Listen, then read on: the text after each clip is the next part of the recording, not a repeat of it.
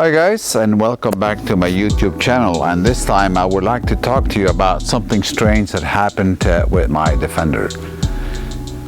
About a few months ago I had a starting problem. It turned out that the battery ran out of power, so I could crank the engine but it would rotate slowly and I couldn't get the engine going.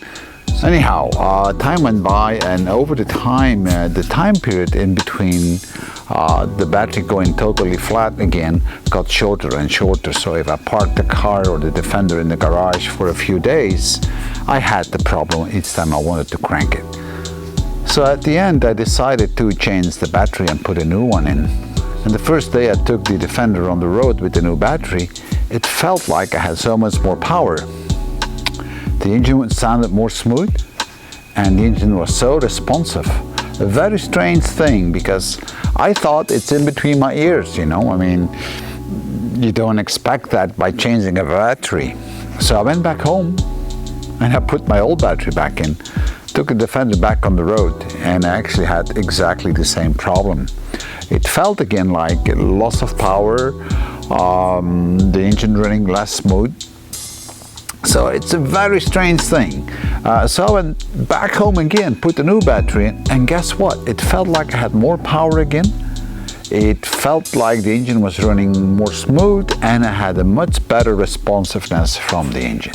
So there must be something wrong with the battery, but I still didn't trust it, because you know, when you work on your Defender and you like your Defender, sometimes you think you fix things and you even have the impression that it works better, but it isn't. So I asked my neighbor to take 2 test rides with the Defender, one with the old battery and one with the new battery.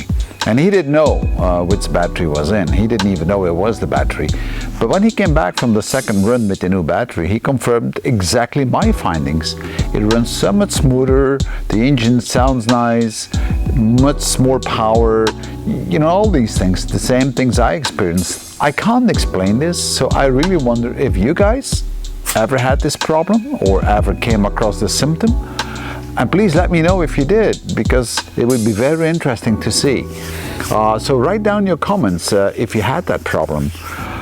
Nevertheless, I was trying to find an explanation, because I'm a technical guy and I like to know how is that possible. And the only explanation I can come up with is that, and maybe it's totally wrong, is that the battery was actually faulty. And if the battery is faulty, it's going to take a lot of power. So when each time I boost started the Defender, the battery had to be charged up afterwards by the alternator.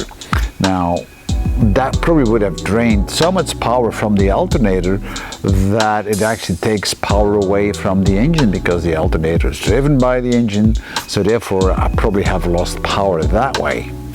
Along the same lines, I suspect that the voltage that was delivered on the battery wasn't high enough. It wasn't 12 volts, but less than that. Maybe it was something like 11 or whatever. I don't know.